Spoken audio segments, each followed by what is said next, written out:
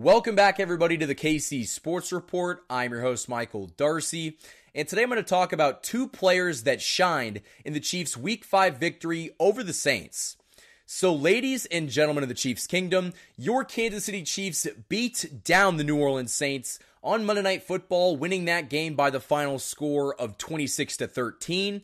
A game that it might not have looked like it. The final score doesn't show it, but the Chiefs dominated this game from start to finish. And you saw an offense that had two guys in particular step up and maybe offer you some optimism for the future. And we're going to talk about those two guys in this video. But very quickly, I want to give a shout out to, Patrick Mahomes. Patrick Mahomes had his really first big game of the season, going 28 of 39 for 331 yards. He didn't throw a touchdown, but that's because the Chiefs were able to get it done in other ways. And that one interception was to former Chief Colin Saunders in the red zone, and it happened because Juju Smith-Schuster couldn't hold on to the ball. And so you can't really blame Pat for that interception, but that kind of leads into one of the guys that I want to give a massive shout out to, one of the reasons why you were able to win this game, and that is Juju Smith-Schuster. Juju Smith-Schuster had 7 receptions for 130 yards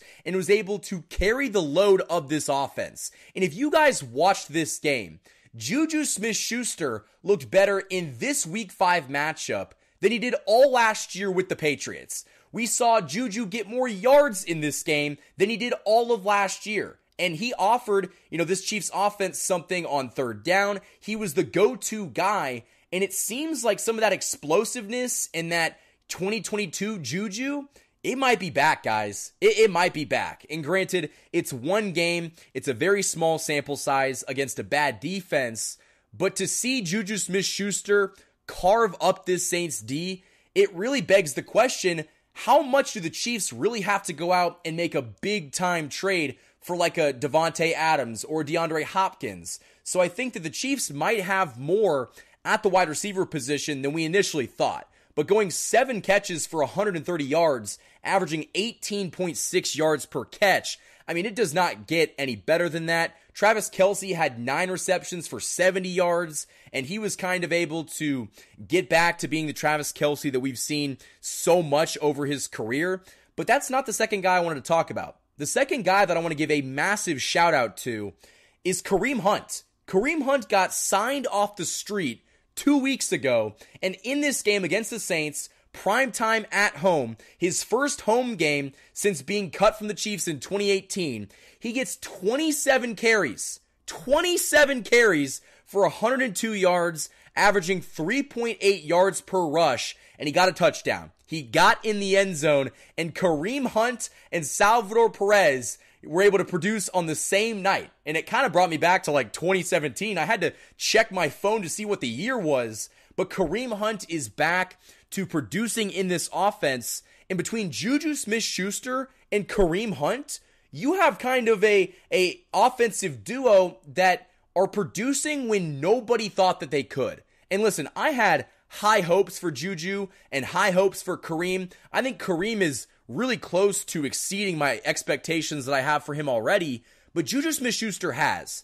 I did not expect Juju to come in at any point this season and get more than 100 yards. And while I don't think that that is sustainable, the fact that you always have him, that defenses now have to take him seriously and game plan for him, it's going to let somebody like Xavier Worthy, who scored a touchdown in this game, get more open. Or Travis Kelce, he is going to be more open. And if they do make a trade for a wide receiver, like an Amari Cooper or a DeAndre Hopkins, it's just going to add another element of this offense that you didn't already have, or that you didn't know that you had in Juju Smith-Schuster. And listen, when we talk about Kareem Hunt, I think that he has been such a good member of this offense to quite literally go from not playing football to playing in primetime football 2 weeks later. He's looked great, and the Chiefs have fed him, and I think that we're kind of starting to see this offensive philosophy shift.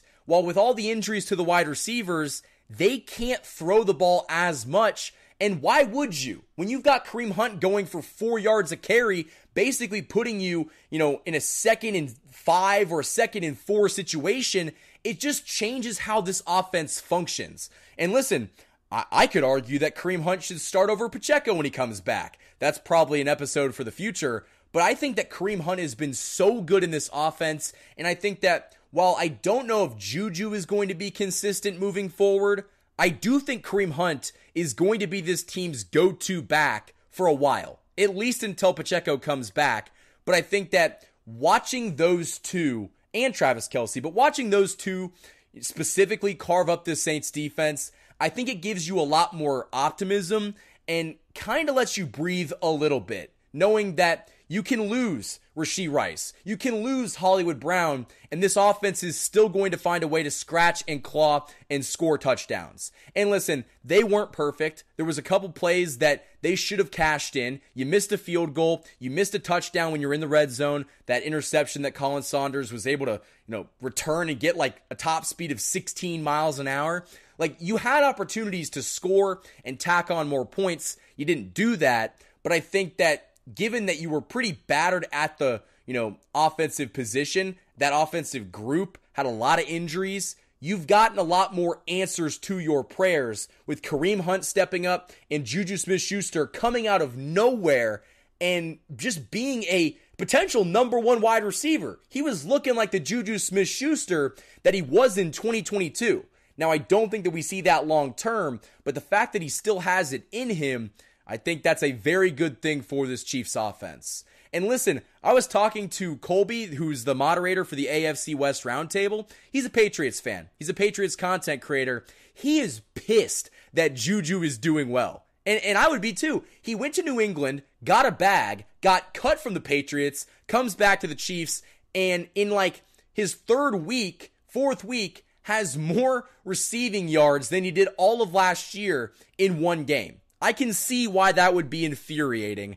And for Kareem Hunt, listen, I said before the game, I think he's going to be a focal point in this offense. I think they're going to run the ball with him and just impose their will on the ground. That's what they did, and that's what I hope they do moving forward, because when you have this Chiefs defense balling out and playing so well, you can run the ball. You can kind of afford to try different things offensively because at the end of the day, your defense is going to shut them down. And that is a great feeling as a Chiefs fan, knowing that you always have that safety blanket in the defense to pick you up if you fall down. But I think I feel a lot better about what this offense could potentially do with Kareem Hunt, Juju Smith-Schuster, and Travis Kelce leading the charge. So Chiefs Kingdom, let me know what you guys think down in the comments below. What do you think of the offensive performance from Hunt and Schuster? I think that is a massive thing for this team. And who knows, they might be able to carry this all the way into the playoffs. And if they add an Amari Cooper, we're going to be cooking with Crisco. It's going to be a scary thing. And I think that the biggest thing is that the Chiefs are able to win no matter the cost and continue winning even when things aren't looking great. So I want to hear your thoughts down in the comments below. But that's all I've got for this video. If you enjoyed it, hit that like button and subscribe so more Chiefs fans can find it. We just hit 7,000 subscribers. I want to give a massive shout out to you guys for supporting the channel. It allows me to do what I do, and I enjoy making content for you guys so much. Go follow me on Instagram and TikTok, KC_Sports Report, and Twitter at KC Sports Report. Until next time, guys, thank you for watching this video, and go Chiefs!